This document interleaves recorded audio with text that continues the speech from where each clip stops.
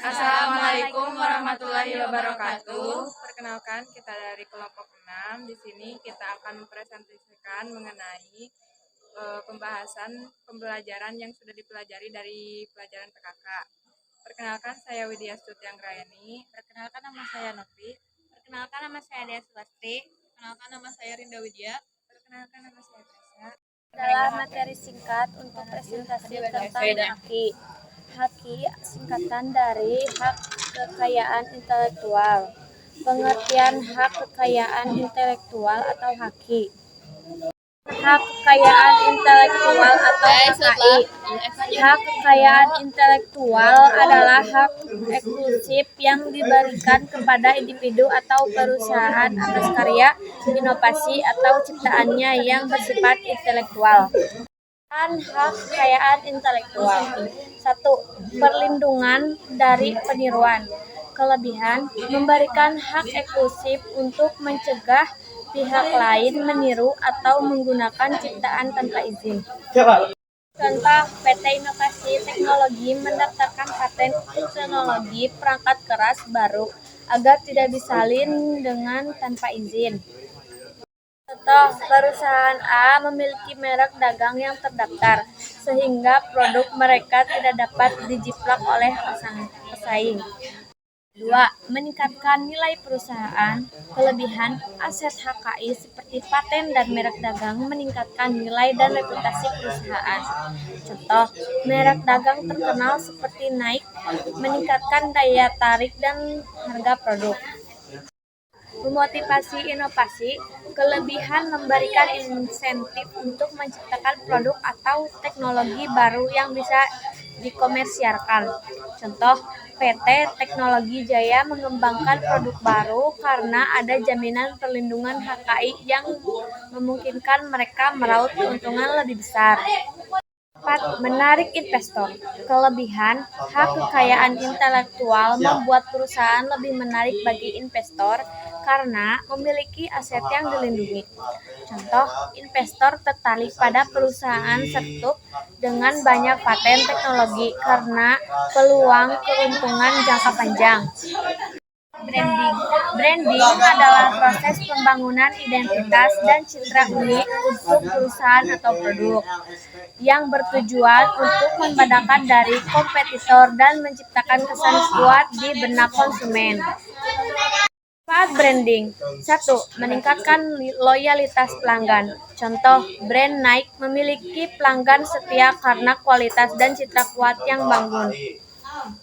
Mempermudah pemasaran. Contoh, produk dengan brand kuat seperti Coca-Cola lebih mudah diterima pasar karena sudah dikenal luas. Aspek-aspek yang dikenalkan dalam pemasaran terbagi menjadi 7 bagian. 1. Orientasi pada produk. Fokus pada kualitas dan keunggulan produk sehingga produk dapat dipercaya bisa menarik konsumen. Contohnya, Apple fokus pada desain dan fitur produk iPhone untuk menarik konsumen dengan kualitas premium. 2. Orientasi pada penjualan. Mengutamakan strategi penjualan untuk meningkatkan volume penjualan dan mencapai target. Contohnya, dealer mobil memberikan diskon besar dan promosi agar lebih banyak konsumen tertarik membeli mobil. 3. Orientasi pada produksi. Mengutamakan efisiensi produksi untuk menekan biaya sehingga harga jual bisa lebih kompetitif.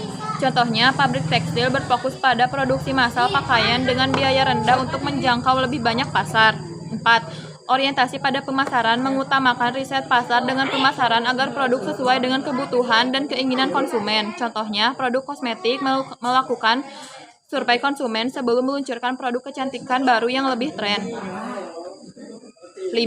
Orientasi pada konsumen. Fokus utama untuk kepuasan dan kebutuhan konsumen untuk membangun loyalitas jangka panjang. Contohnya, restoran cepat saji seperti McDonald's beradaptasi dengan selera lokal di berbagai negara, sehingga tetap menarik bagi pelanggan setempat. 6. Orientasi pada perusahaan. Fokus pada kesejahteraan dan pertumbuhan perusahaan dalam jangka panjang.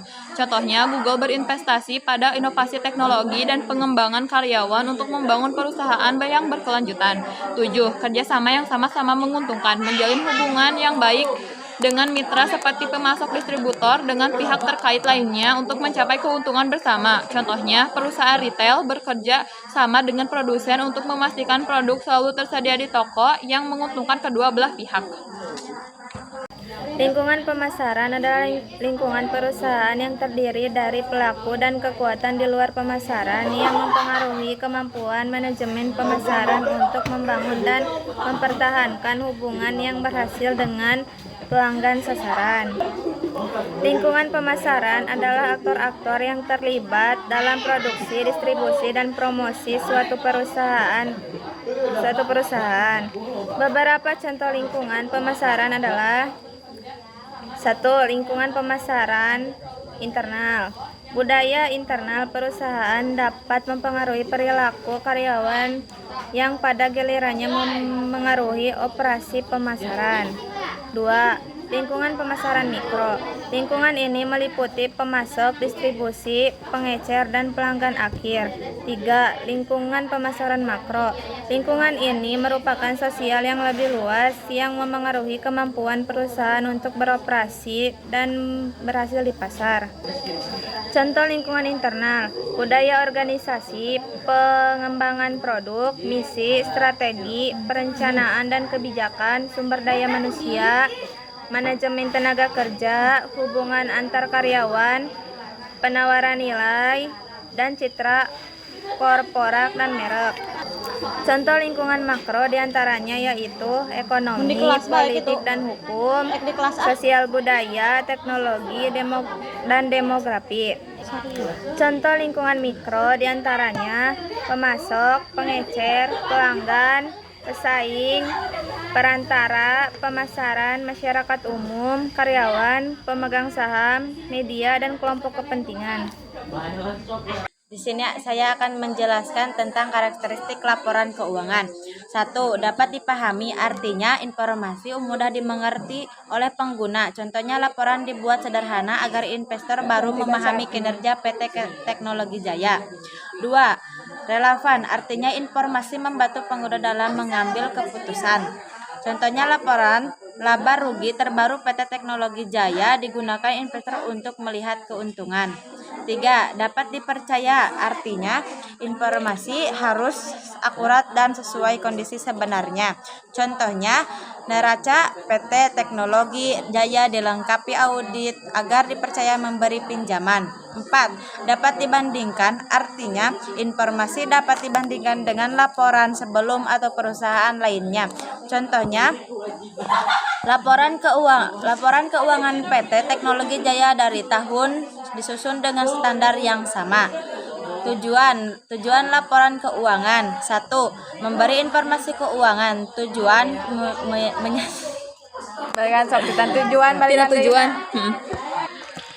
Tujuan laporan keuangan menyajikan posisi dan kinerja keuangan perusahaan. Contohnya seperti investor menggunakan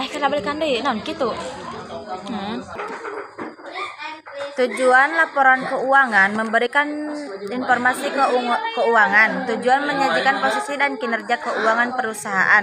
Contohnya investor menggunakan laporan keuangan PT Teknologi Jaya untuk mengevaluasi kekayaan perusahaan. 2. Mendukung pengambilan keputusan. Tujuan membentuk pihak eksternal dan internal membuat keputusan. Contohnya seperti manajemen PT Teknologi Jaya menggunakan laporan keuangan untuk perencanaan produksi.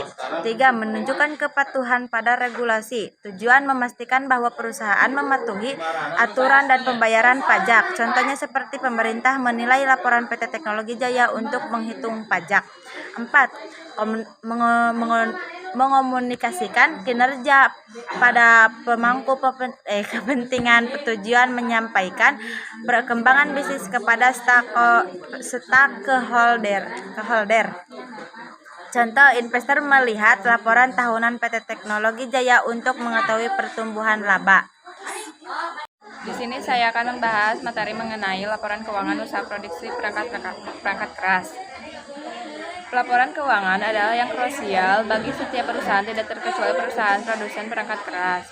Manfaat laporan keuangan: 1. Pemberi pinjaman atau kredit menilai kemampuan perusahaan membayar pinjaman. Contohnya Bank BNI mengecek laporan keuangan PT Teknologi Jaya sebelum memberikan pinjaman. 2. Pemasok atau supplier. Manfaat menilai layanan kredit yang diberikan kepada perusahaan. Contohnya supplier elektronik PT ABC melihat neraca PT Teknologi Jaya untuk memastikan kemampuan membayar tepat waktu. 3. Manajemen perusahaan. Mengevaluasi kinerja dan mendukung keputusan bisnis.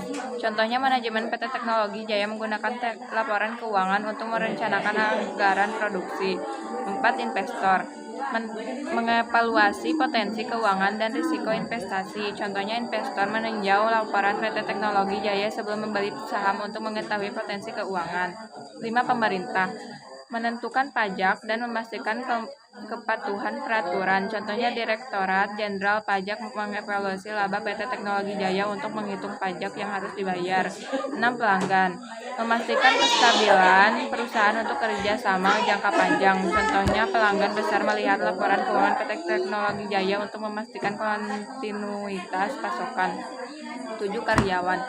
Mengetahui stabilitas perusahaan yang berdampak pada keamanan kerja. Contohnya karyawan PT Teknologi Jaya melihat laporan tahunan untuk memahami stabilitas perusahaan yang memengaruhi bonus.